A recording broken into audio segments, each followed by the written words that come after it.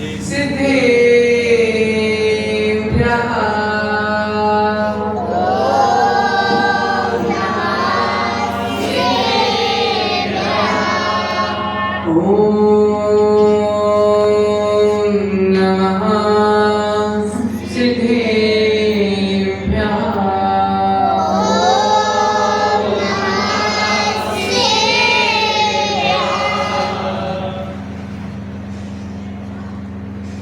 नमो अरिहन्ताणं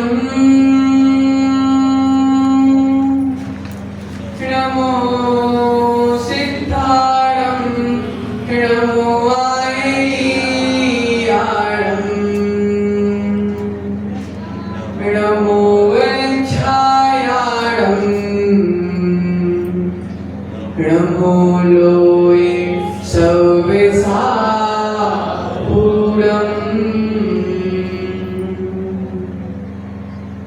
ये शास्त्रे राजे अति उत्तम शास्त्र प्यारा जो भी लिखा सच लिखा प्रभु ने उचारा भाषा बड़ी सरल है सबसे सयानी आओ सुनो अब यहाँ अपनी कहानी आओ सुनो अब यहाँ अपनी कहानी मेरे पवित्र मन में गुरुदेव आओ मैं शास्त्र वाचन करूं प्रतिभा जगाओ अरिहन्ते भाषित सभी श्रुत देवताओं क्या बोलेना अब मुझे तुम ही बताओ। जय बोले पंच परमेश्वरी भगवान की जय बोले परम पूजनीय पंच परमेश्वरी भगवान की जय बोले कुंभनाथ भगवान की वर्तमान शासन नायक भगवान महावीर स्वामी की जय बोले परम पूजनीय समाधि सम्राट आचार्य श्री वेदांत सागर मुनि महाराज की जय बोले परम पूजनीय आचार्य भगवंत विशुद्ध सागर जी महाराज की परम पूजनीय दीक्षा प्रदाता आचार्य भगवंत विभव सागर मुनि महाराज की अहिंसा में विश्व जैन धर्म की द्वादशांगी दिवाणी माता की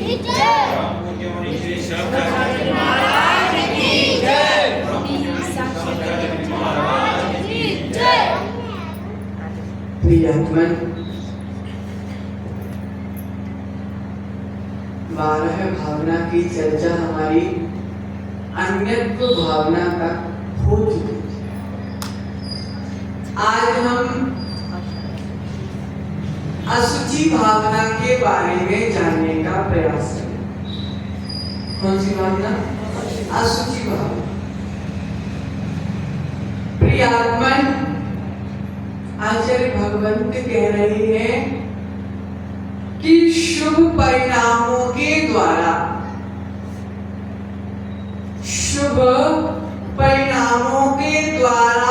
जीव स्वर्ग और मनुष्य आदि गतियों को पहुंच जाता है और अशुभ परिणामों के द्वारा जीव नरक तिर्यक गति में पहुंच जाता है।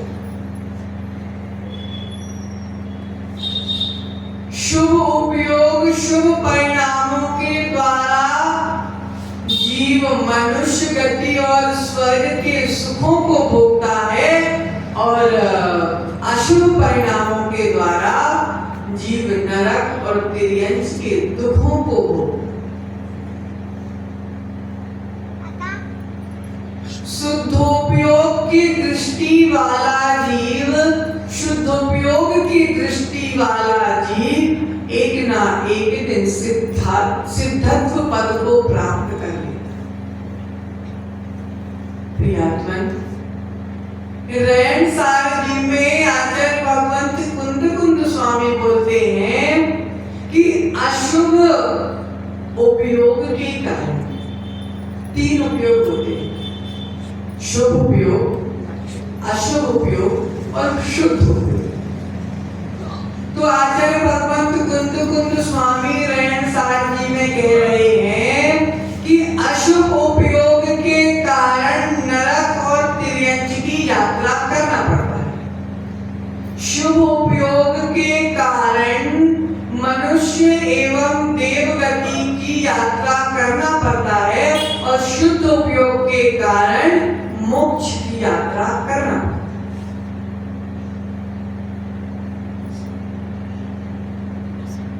जिन कामों से उपयोग शुभ लगा रहे ऐसे काम शुभ उपयोग के निमित्त बने। जिन कामों को करने से विशुद्धि जागृत हो, क्योंकि विशुद्धि जहां पे जागृत होती है वहां पुण्य का आश्रय होता है और पुण्य के आश्रय के कारण जीव अगले भव में सुखों को प्राप्त करता है। अशुभ उपयोग अर्थात अपने समय को विशुद्धि वाले कार्यों में ना लगाना, संकलेश वाले कार्यों में अपना समय लगाना अशुभ उपयोग। और शुद्ध उपयोग जहां पर ना शुभ है ना जहां पर अशुभ है, जहां शुभ और अशुभ से ऊपर उठा जाता है उसका नाम है शुद्ध। प्रियात्मन, उपयोग ही परिणति है। हम अपना समय कैसा व्यतीत कर रहे हैं उससे हमारी परिणति का पता लगाया जा सकता है, क्योंकि हम जैसा सोचते हैं वैसा हम करते हैं। प्रियात्मन, आत्मा के ज्ञान दर्शन अगर विषय कसाय में लग गए, पापों में लग गए तो हमारा उपयोग अशुभ उपयोग है। आत्मा के पास क्या है? ज्ञान और दर्शन। तो जो अपनी आत्मा के ज्ञान दर्शन को विषय कसाय में लगाता है वह जीव अशुभ उपयोग में चला जाता है। और जो जीव अपने ज्ञान दर्शन को धार्मिक कार्यों में लगाता है, भगवान के अभिषेक पूजन में लगाता है, शास्त्रों के स्वाध्याय में लगाता है, वह जीव का शुभ उपयोग हुआ। फिर शुभ उपयोग के बाद तीसरा, जब जीव अपनी आत्मा को रत्नत्रय में लीन कर लेता है, जब जीव का शुद्ध उपयोग है। तीनों समझ में आया? अशुभ उपयोग, शुभ उपयोग और शुद्ध उपयोग। प्रियात्मन, ध्यान रखना, जहां पर अशुभ उपयोग नहीं वहां पर शुभ उपयोग नहीं।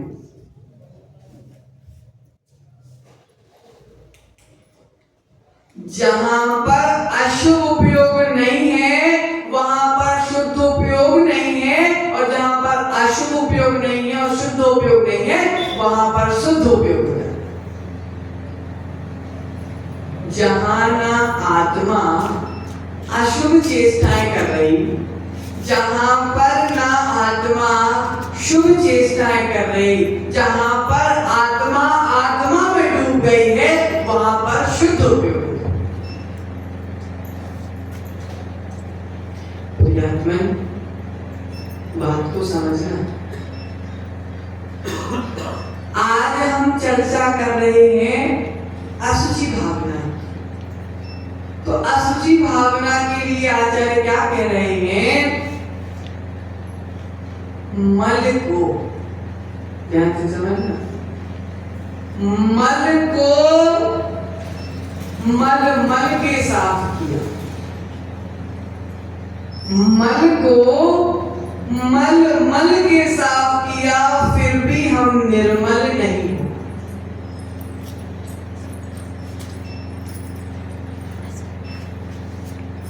प्रियात्मन, जिस प्रकार अभी हमने 2-3 दिन पहले भी उदाहरण देखा था, जिस प्रकार किसान कूड़े कचरे के माध्यम से भी अच्छी फसल उगा लेता है, उसी प्रकार ये शरीर भी कूड़ा कचरा है, लेकिन इस कूड़ा कचरा के माध्यम से रत्नत्रय की खेती हम कर सकते हैं। ये शरीर तो मल का पिंड है, लेकिन ध्यान से समझना प्रतिभा भाभी, ये शरीर मल का पिंड है। ये शरीर मल का पिंड है, ये शरीर मल का पिंड है, लेकिन इस मल के पिंड के माध्यम से हम केवल ज्ञानी बन सकते हैं। इसी माध्यम से मल के पिंड, इस शरीर के माध्यम से हम केवल ज्ञानी बन सकते हैं। लेकिन जिसने शरीर तो अशुद्ध था, अशुद्ध है और अशुद्ध ही रहेगा। शरीर कभी शुद्ध होने वाला नहीं है, क्योंकि शरीर का स्वभाव ही अशुद्ध है।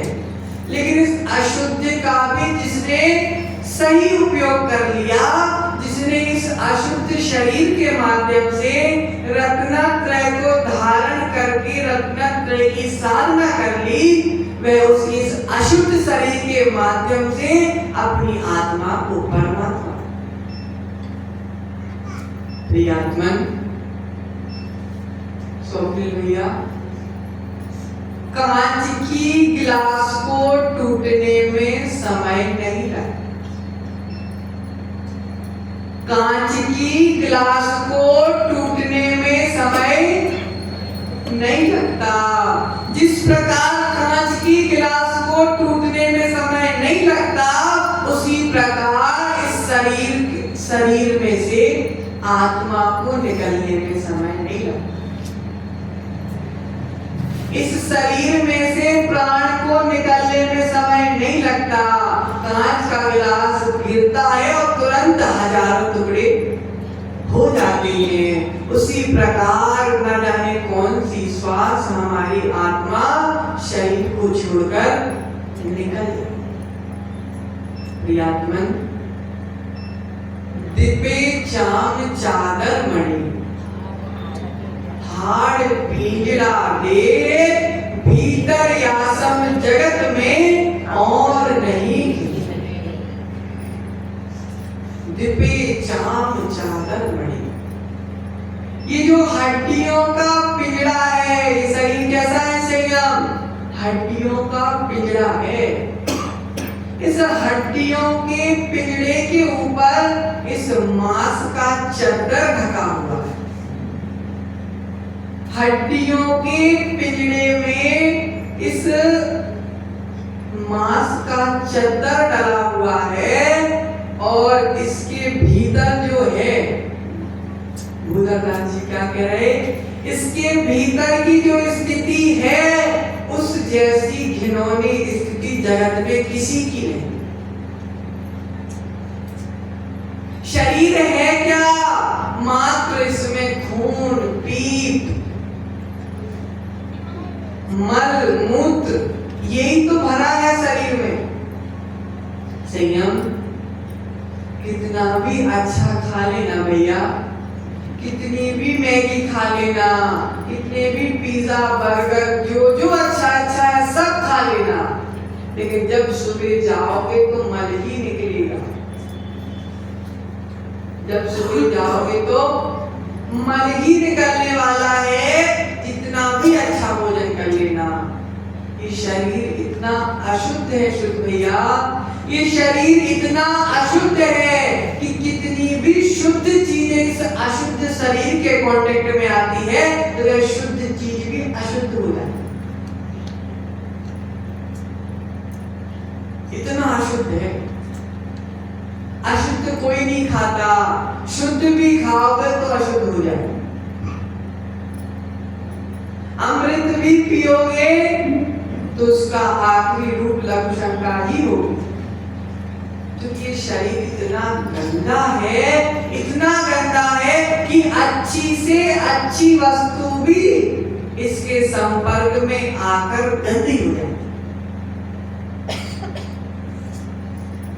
काजल अशुद्ध नहीं होता, लेकिन काजल लगाओगे तो क्या निकलता? सुबह कीचड़ निकलता।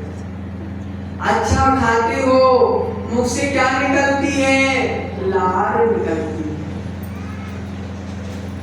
अच्छा पाउडर लगा लो, फाउंडेशन लगा लो और पसीना आ जाता है तो सारी असलियत सामने। कितना भी परफ्यूम लगा लो, पसीना आ गया तो पसीने की बदबू के सामने परफ्यूम की खुशबू चिट्टू भैया कुछ काम नहीं करती। क्यों नहीं करती? क्योंकि शरीर का स्वभाव ही अशुद्ध है। अशुचि भावना हमको यही कह रही है कि हमको इस अशुद्ध शरीर से प्रेम नहीं करना। क्या कह रही है अशुचि भावना? कि हमको इस अशुद्ध शरीर से प्रेम नहीं करना, हमको तो प्रेम हमारे शुद्ध आत्मा से। इस अशुद्ध शरीर के माध्यम से हमारा लक्ष्य शुद्ध आत्मा तक पहुंचने का है। आत्मा के प्रभाव से ही शरीर की इज्जत है, नहीं तो शरीर की इज्जत कुछ भी नहीं। आत्मा जब तक शरीर में है, जब तक ही शरीर की इज्जत है। आत्मा निकलने के बाद शरीर की इज्जत नहीं होती। क्योंकि शरीर आत्मा निकलने के बाद भैया, आत्मा निकलने के बाद ये शरीर राख हो जाता है और आत्मा परमात्मा होता है।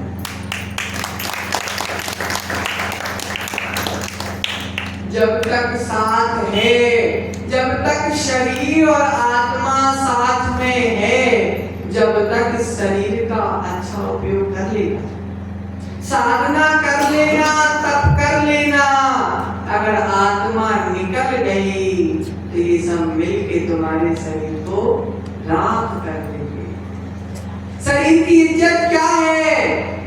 कुछ भी नहीं।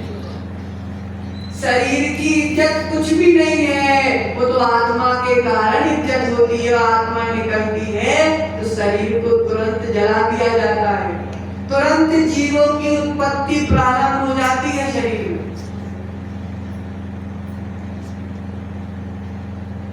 क्या कह रहे हैं आचार्य भगवान? न रूप काम का है, न रंग काम का। ना रूप काम का है, ना रंग काम का है। रूप कब तक, रंग कब तक? जब तक आत्मा है। जब तक तुम्हारे भीतर अरूपी आत्मा बैठी है, जब तक ही तुम्हारा रूप है। जब तक तुम्हारे भीतर आत्मा बैठी है, तब तक ये गोरा रंग और काला रंग है। जलने के बाद तो सबको एक सी राख हो जाए। गोरे की राख और काले की राख में कोई अंतर होता है क्या?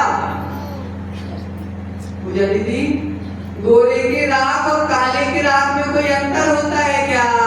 राख तो राख होती है।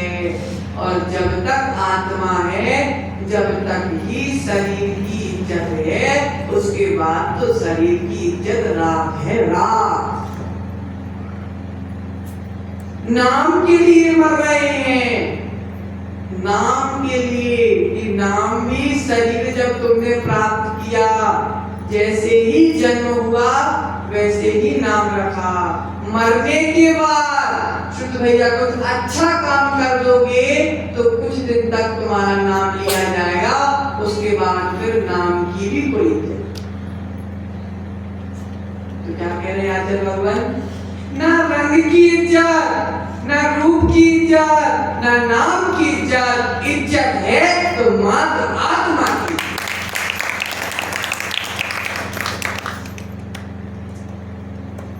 प्रियात्मन, गोरा व्यक्ति मरता है क्या उसको जलाया नहीं जाता? काला व्यक्ति मरता है तो बस उसी को जलाया जाता है क्या?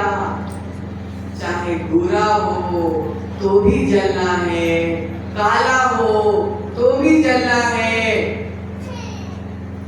सुंदर हो तो भी जलना है, बदसूरत हो तो भी जलना है। तो जलाने वाला कौन? बेटा। सतीश जी, जलाने वाला कौन? बेटा। शुद्ध भैया कितना भी प्रेम कर लेना पिताजी से, लेकिन लास्ट में आग तुम ही रहो। ये जिनवानी का सत्य है। कितना भी प्रेम कर लेना, आग तुम ही लगाओगे। इसलिए ध्यान रखना, आग लगाने से पहले, पिता के ऊपर आग लगाने से पहले उनके भीतर धर्म की आग लगा देना। जिस प्रकार अग्नि की एक चिंगारी, जिस प्रकार अग्नि की एक चिंगारी कपास के बड़े बड़े ढेरों को भी पल भर में राख कर देती है, भैया जिस प्रकार अग्नि की एक चिंगारी कपास के बड़े बड़े ढेरों की राख कर देती है, उसी प्रकार जिनवाणी की एक चिंगारी जन्म जन्म के पापों को राख कर देती है। कैसी आग लगाना? वैसी आग से पहले ऐसी आग लगा देना। अगर जीवन में जिनवानी की आग लग गई तो वह आग सारे कर्मों को जला दिया करती है।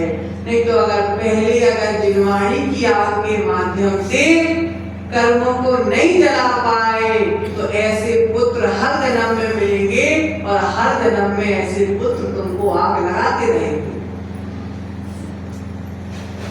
प्रियात्मन, बहुत गहरा विषय है। क्षमा सागर जी क्या कह रहे? जिसका संयोग हुआ है उसका वियोग होना है, तो हम वियोग में रोते क्यों हैं? वियोग में क्यों हम रोते हैं? ध्यान रखना शुद्ध भैया, पापा का संयोग हुआ है, पापा का वियोग भी होगा। पापा का संयोग हुआ है और पापा का वियोग भी होगा, लेकिन पापा के वियोग में रोना नहीं। क्यों नहीं रोना? क्योंकि संयोग हुआ था तो वियोग तो होना निश्चित है। क्षमा सागर जी बोलते हैं कि वियोग होने पर हम नहीं रोते, वियोग होने पर हम नहीं रोते, हमारा ममत्व रोता है, हमारा राग रोता है, हमारा स्वार्थ रोता है। घर में पापा रहते हैं तो पापा कुर्सी पे बैठे रहते हैं, हमको धुलिया जाना पड़ता है तो पापा हमारी दुकान चला लेते। अब दुकान कौन चलाएगा? ये बात रोती है, तुम नहीं रोते।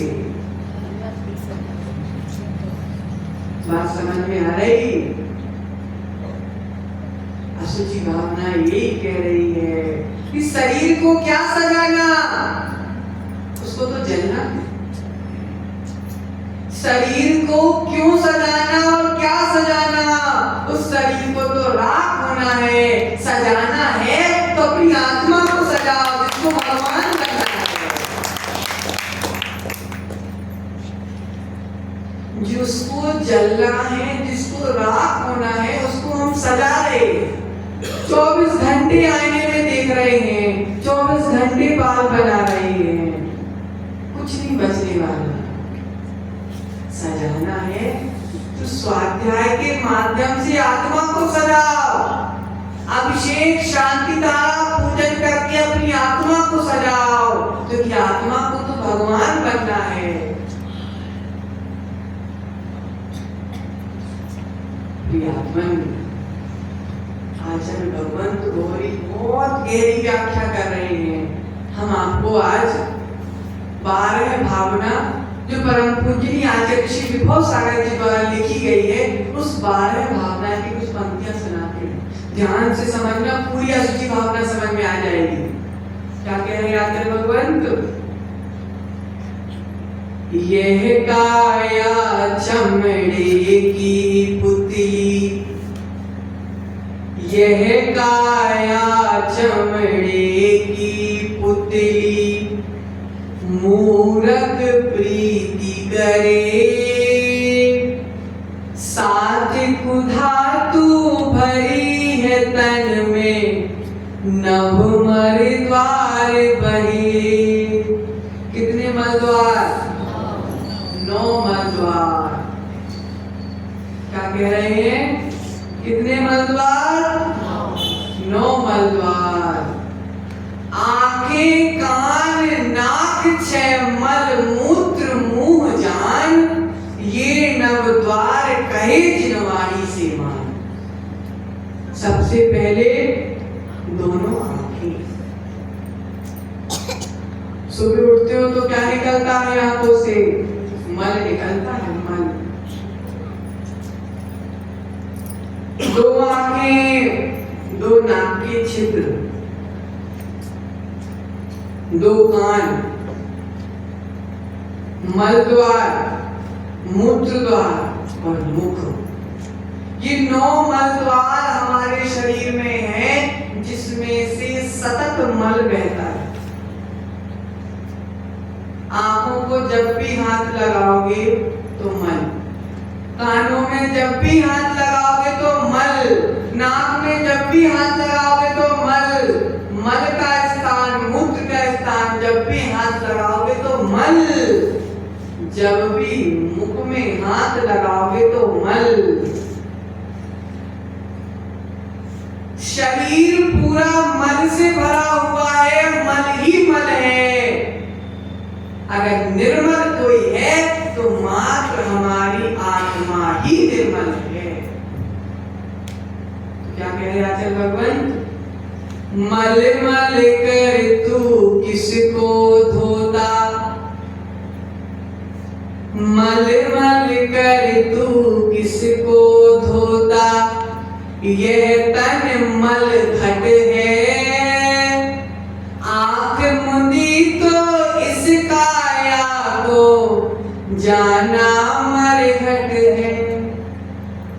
मलो, खूब मलो, डव भी लगाओ, पियर्स भी लगाओ, संतूर कौन सा?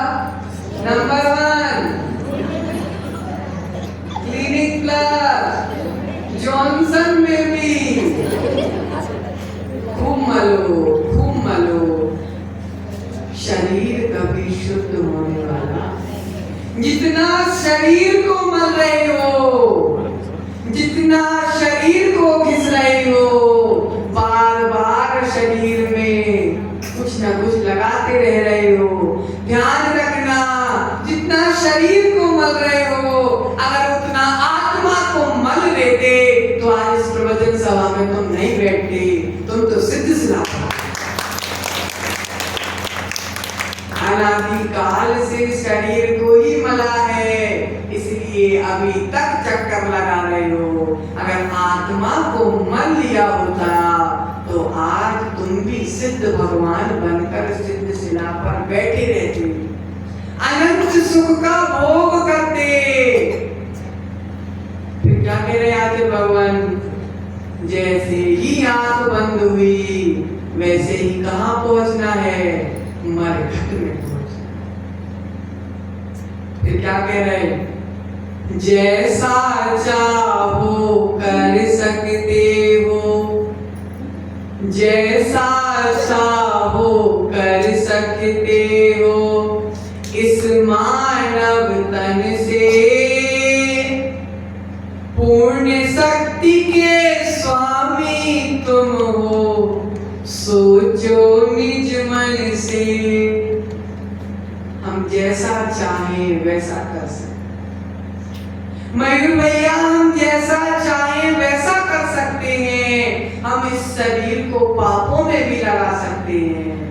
हम इस शरीर को पापों में भी लगा सकते हैं और हम इस शरीर के माध्यम से मुनि बनकर साधना भी कर सकते हैं।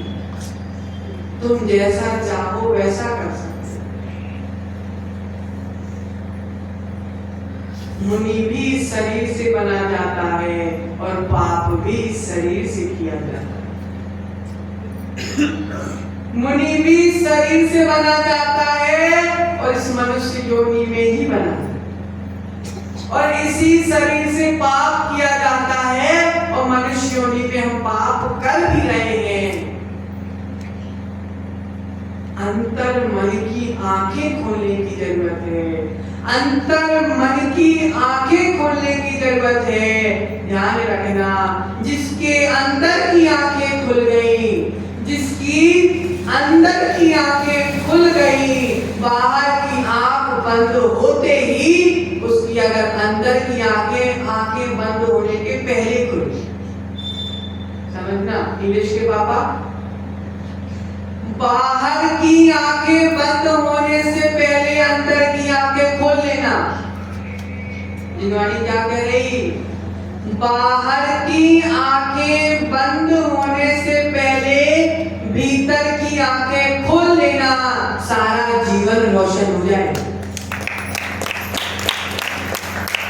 सारा जीवन रोशन हो जाएगा। शरीर से आत्मा निकलने से पहले मुनि बन जाना। शरीर से आत्मा निकलने के पहले मुनि बन जाना। अगर शरीर से आत्मा निकलने के पहले मुनि बन गए तो बाद में नाली का कीड़ा नहीं बनना पड़ेगा। ध्यान रखना, बात को समझना। उम्र कितनी हो गई? 75 साल पाप करते हो गए, 75 साल राग में निकल गए, 75 साल द्वेष में निकल गए। अब जो बची कुची उम्र है उसमें मुनि बन जाना। नहीं तो 75 साल का जीवन तुमने पापों में लगा दिया। अगर आने वाले 75 भवों में नहीं भटकना है तो बची कुची उम्र है उसमें मुनि बन जाए। जिस भगवान की पूजा करते हो, जिस भगवान की अभिषेक करते हो, उस भगवान की बातों को समझो। भगवान की पूजा करने से कल्याण होने वाला नहीं है। भगवान का अभिषेक करने से कल्याण होने वाला नहीं है। अगर कल्याण करना है तो भगवान की मुद्रा को धारण करना पड़ेगा। भगवान की मुद्रा कैसी है? दिगंबर मुद्रा है। और अगर जिसने अपने जीवन में दिगंबर मुद्रा को धारण कर लिया, उसको संसार में अलग अलग मुद्रा को धारण करने की जरूरत नहीं पड़ती। ध्यान रखना, जिम्मेदारी पूरी हो चुकी है लेकिन अभी जिम्मेदारी बची है। जिम्मेदारी पूरी हो चुकी है लेकिन अभी जिम्मेदारी भी बची है। अभी तुमने दूसरों की जिम्मेदारी पूरी करी, अब आपको अपनी जिम्मेदारी पूरी करनी। अपनी जिम्मेदारी कौन सी है? अपनी जिम्मेदारी कौन सी है? दूसरों के लिए तुमने सब कुछ किया, कोई मतलब नहीं। अगर अपने लिए कुछ कर लेते तो आज हमारे बगल में बैठे। हमारे बगल में तो क्या, तुम तो ऊपर कुलसुनाथ के बगल में बैठे। बैठना है कुलसुनाथ के बगल में तो पैंट शर्ट में बैठ जाओगे क्या? पैंट शर्ट में नहीं बैठ पाओगे, वस्त्र उतारने से भी नहीं बैठ पाओगे। भगवान के बगल में बैठना है तो वस्त्र उतार के भी नहीं बैठ पाओगे। अगर भगवान के बगल में बैठना है तो वस्त्र के साथ वासना को भी उतारना है। वस्त्र के साथ कषायों को भी उतारना पड़ेगा, वस्त्र के साथ पापों को भी उतारना पड़ेगा। तब जाके कुंजनाथ के बगल में बैठोगे, नहीं तो नीलेश की मम्मी के बगल में बैठोगे। अब समझ लो, कुंजनाथ के बगल में बैठना है कि नीलेश की मम्मी के बगल में बैठना है। नीलेश की मम्मी के बगल में बैठोगे तो ऐसी मम्मी हर भाव प्राप्त होती रहेगी, और कुंजनाथ के बगल में बैठ जाओगे तो फिर कोई प्राप्ति की ही जरूरत नहीं, अनंत सुख की प्राप्ति हो जाएगी। ध्यान रखना, समझना, व्रती हो गए हो, पंचम गुण स्थान है तुम्हारा, पंचम गुण स्थान है तुम्हारा। संसार में रहकर भी संसार को छोड़ने की तैयारी कर रहे हो, संसार में रहकर भी संसार को छोड़ने की तैयारी कर रहे हो। मन को पक्का कर लेना, अगर मन पक्का हो गया तो सारा जीवन पक्का हो गया। अगर मन पक्का नहीं हो पाया तो ऐसा जीवन तो अनादिकाल से पाते आ रहे हैं और अनंत काल में पाना पड़ेगा। क्या कह रहे हैं आचार्य भगवंत? दुर्लभ नर काया को पाकर, किसको पाकर? दुर्लभ नर काया को पाकर व्यर्थ नहीं खोना, हृदय भूमि में रत्नात्रय का बीज स्वयं बोना।